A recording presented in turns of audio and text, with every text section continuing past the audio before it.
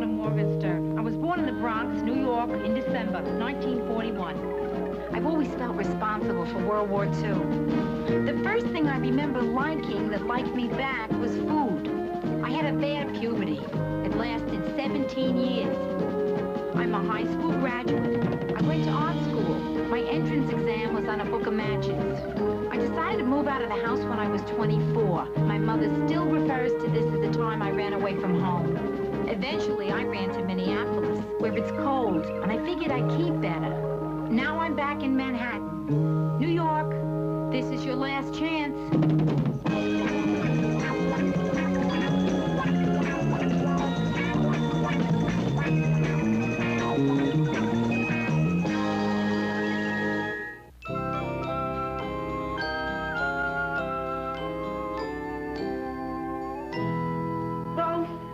Makes me look fat.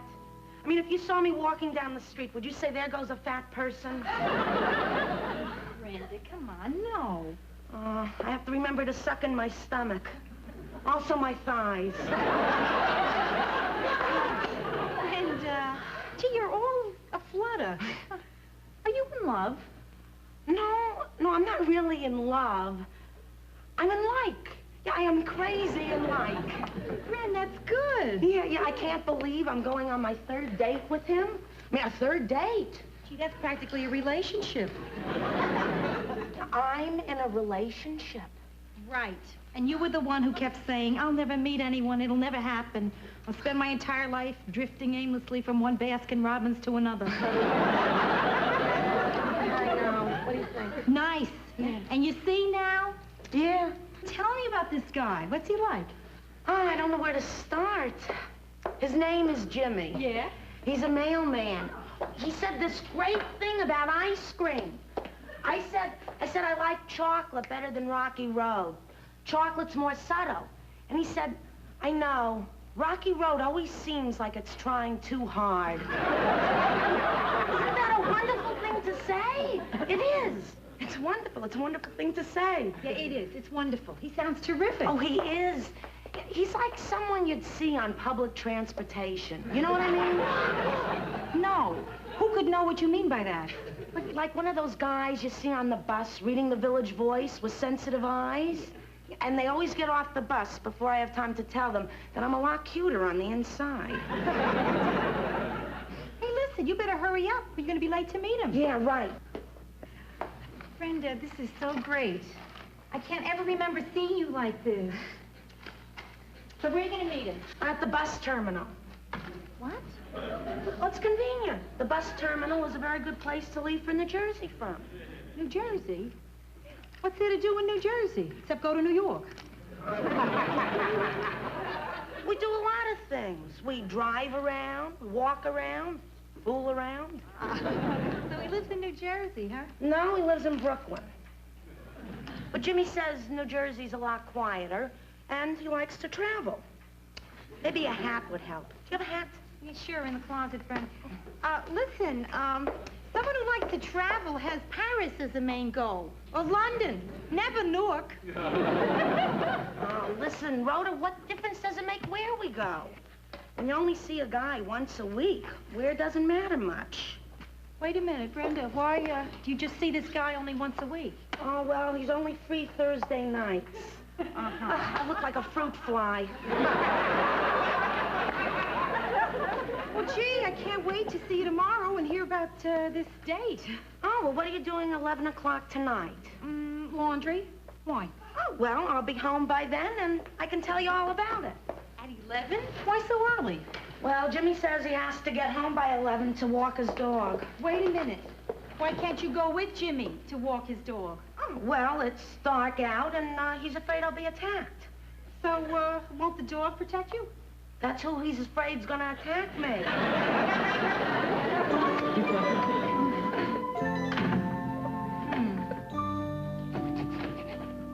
Hiya, Joe. Oh, hiya, man. Anything wrong? Yeah. What is it? Well, it's not going to be easy, but, I guess I got to tell you. No, you don't. Yes, I do. Rhoda, I'm selling my car. Oh, I was so worried there. A million terrible things just went through my head. All of them ending with, but there's no reason we still can't be friends. So why are you selling the car? You love that car. Yeah, but I love food and a roof over our heads more. And with the business so rotten, we just gotta find ways to cut back. Yeah. And keeping a car in the city is too expensive. Yeah, you're right, Joe. Who needs a car? We're married now. We can make out here. Yeah, but selling a car because you're short on dough, Rhoda, that is big. Well, now, listen, if it really bothers you that much, then don't sell it. We'll manage. No, it's too late. I already put an ad in the paper, and I stuck up signs in the, the dry cleaner. Yeah. And over at the market. So the calls will probably start coming in tonight. Yeah. And some of them are bound to be from weirdos. Tell me what your car looks like naked.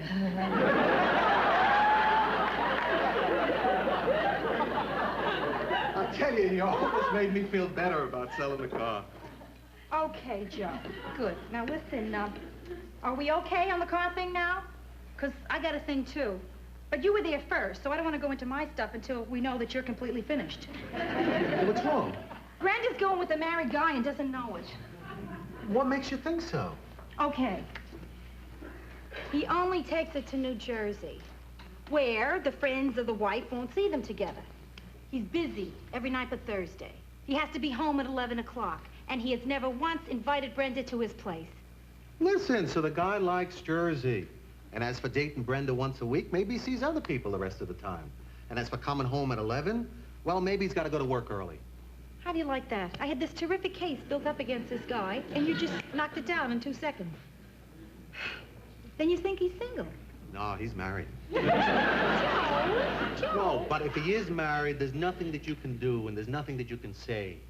All you got to do is just leave it to Brenda, and she'll find out, and she'll break up with him. I mean, let's face it, the only way to learn is by experience. But why does Brenda have to learn like that? Why can't the Girl Scouts print a manual for adults? I mean, they teach you to spot poison oak and then let you walk right through a patch of married men. Look, Rhoda, no matter what you say to Brenda, odds are she's not going to listen, and she'll only end up resenting you for it. Well, better that than I just let her be the other woman. Well, you don't have the right to live her life for her. Since when do I need a right to care about my own flesh and blood? You sound just like your mother. Joe, I'm turning into my mother, aren't I? Huh? Go ahead, you can tell me. I know it. Am I getting shorter? Now listen to me. I know you love Brenda and that you want to protect her, but Rhoda, don't. You're right. Of course. You're right, Joe. I'm not going to interfere. Great. Even though I'm dying to. Did you hear that? That was right out of the mouth of Ida Morgenstern. Come on, you're not going to turn into your mother in just one day. Oh, Joe, it's not just today that makes me this. I haven't told you this.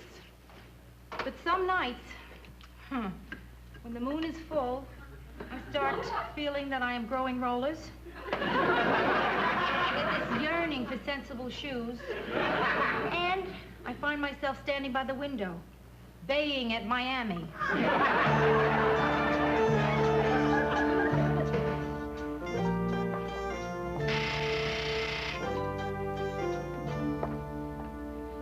Yeah?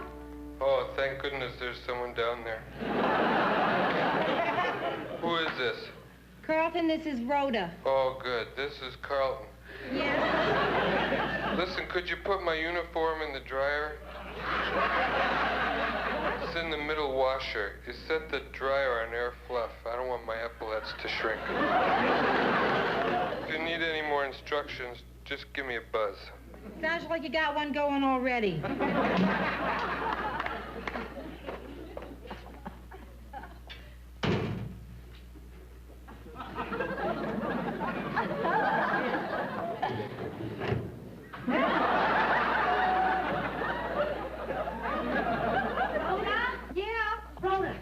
Rhoda, guess what? You'll never guess what.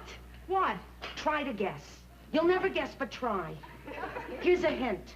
It's the last thing in the world you'll ever guess. We're the washing machines and they're the people. Rhoda, Jimmy asked me to go away for the weekend with him. You're kidding. No, he just turned to me and said, let's go to Vermont next weekend. Vermont? I even love how the word sounds, like one of those thoughts you close a letter with. Write soon. Tell me what's happening. Vermont, Brenda. You mean he's free to get away for an entire weekend? Yeah. Not just Thursday night and not just to New Jersey. Apparently he has no one he has to check with. Maybe he really has a dog. Brenda, you're telling me that he has invited you for a regular weekend? Yeah, just a regular weekend. The kind that if Mom knew about it, she'd have both his arms broken? Right. Congratulations. Oh, Brenda, I can't tell you how relieved I am. There's only one drawback, though. Yeah? He has to stay with the guys in his union. Oh. But I'll be at the Holiday Inn up the road, so I still get the free continental breakfast and everything. Brandy, for the first time in my life, I'm gonna know what the travel-sized tube of Crest is all about. Brenda, there's something that I wasn't gonna say, but now I gotta. This guy you're dating, I think he's married. What are you talking about? That's ridiculous. No, now think about it. He has to be home by 11, huh? And he never goes out in the city. Now, a weekend together at separate motels. Now, those are all symptoms of a bad case of marriage. I told you that 11 o'clock thing is because he has to get home to his dog. Brenda, please believe me, I've had to Kleenex to 4, count them 4 crying girlfriends who were absolutely positive that their guy was getting home to his dog. Canary, cat, horse. I don't believe you. I know he's not married. I'm telling you. Because if he was married, he would have a ring around the 3rd finger of his left hand instead of a Band-Aid.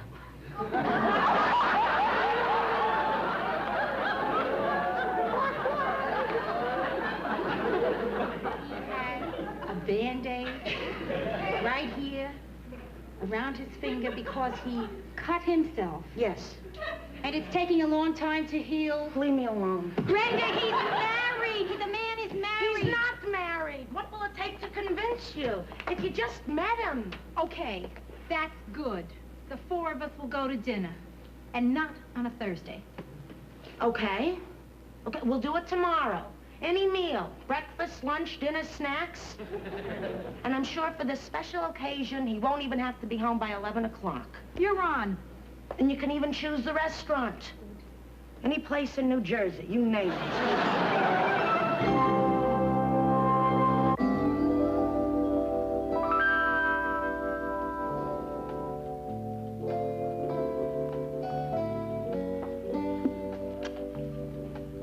You just drank all 4 waters. Where are they? What's he doing that's holding them up? Maybe it's not his fault. Maybe she's the late one. No way. Brenda's been dressed for this since last Sunday. Oh. Boy, I hate people who are late. Oh, come on, Rhoda. I hate them. Rhoda, you don't hate him because he's late. You hate him because you think he's married. I'm sorry, but I can't understand that my sister cannot look at this guy and see that he is married. I was worried. What happened to you?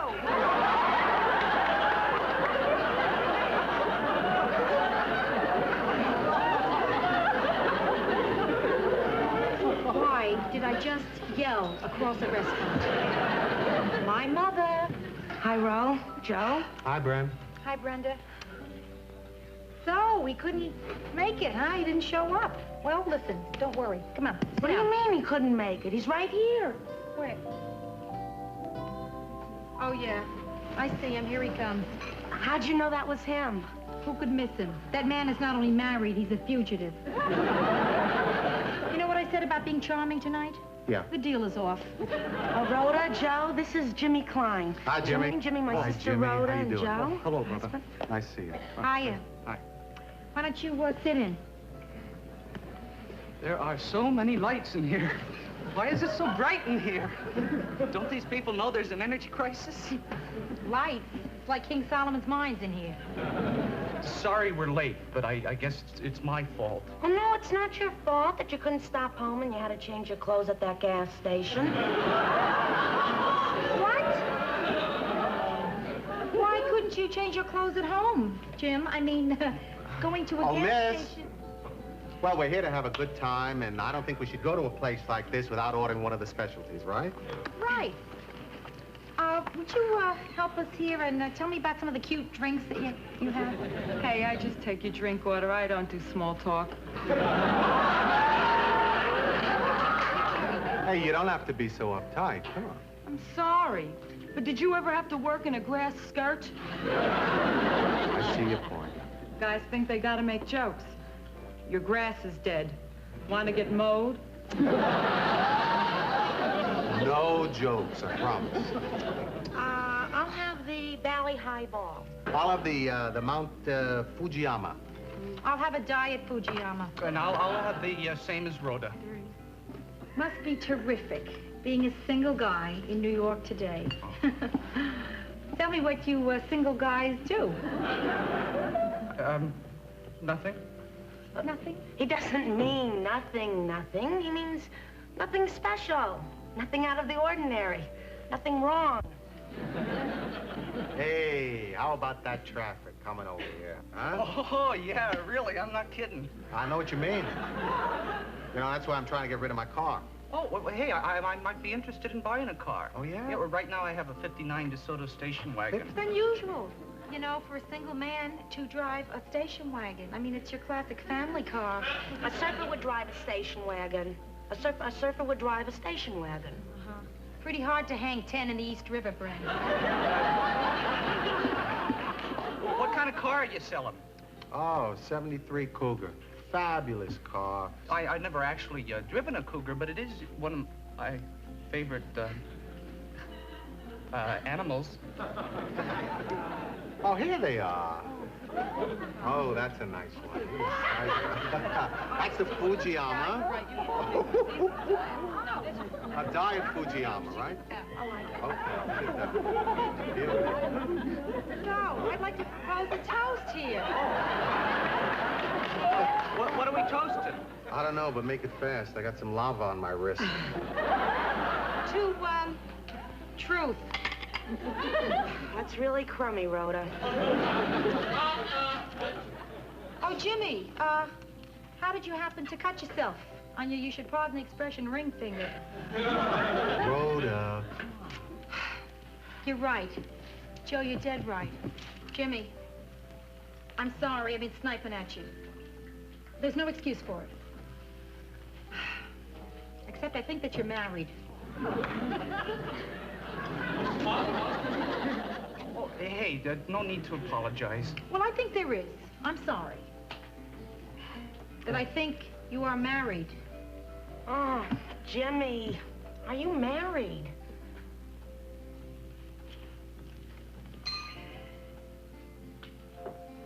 A little bit.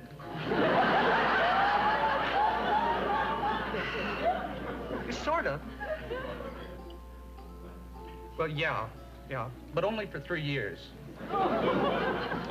So I'm just a thing on the side, huh? I don't want to be a thing on the side. I want to be a thing in the middle. How could you go along knowing I was liking you more and more and not tell me you were married? Well, I'm a very weak person. Anything else? No, that's about it. Oh, I'm sorry. Sorry. Did you want something else? No, I think I've had about enough of you. And you. Excuse me. Brenda, listen, I'm sorry, but I had to do it. It was for your own good. Then how come I feel so lousy? I'm going home now. Brenda, Joe, I'll meet you in the car. Miss, can we have a check, please? Hey, I didn't think it was any of our business whether you're married or not, but since it's out in the open and everything, I just want to tell you that I think you're a creep.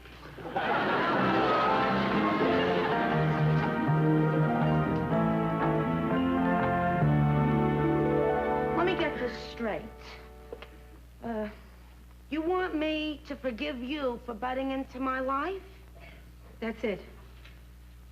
For me to do that, you have to promise never to do that again. I can't do that. Not and mean it. Okay. I have a counter offer. Good. You have to promise to try to never do it again.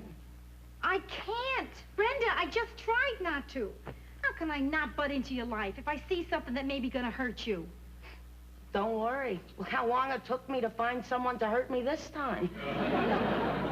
Brenda, I could have kept my mouth shut if only I didn't see that Band-Aid. Listen, I guess I kind of knew all along that he had to be at least semi-married. I figured. There's just some things people don't want to believe. Like that time you told me how babies were made and I didn't talk to you for a week. Listen, I felt the same way when I found out. Now it doesn't bother me so much. Come on. We both know I'm going to forgive you. We both know you're going to get forgiven here. That's no secret. Oh, Brenda, you're gonna get over this. 3 weeks maximum. Yeah, listen, it wasn't a total loss. Now I can write a book on where it's at in Jersey.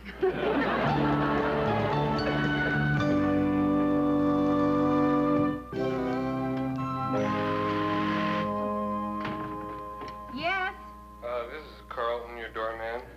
Yes, Carlton, what? I'm not accusing you of anything, but you were just down in the laundry room? Yes. Well, I'm not accusing you of anything, but I put something of mine in the laundry basket down there, and the something and the basket are both missing. Yeah? This is not an accusation, mind you, but you were down there. Okay. Carlton, wait a second. I'll check my basket.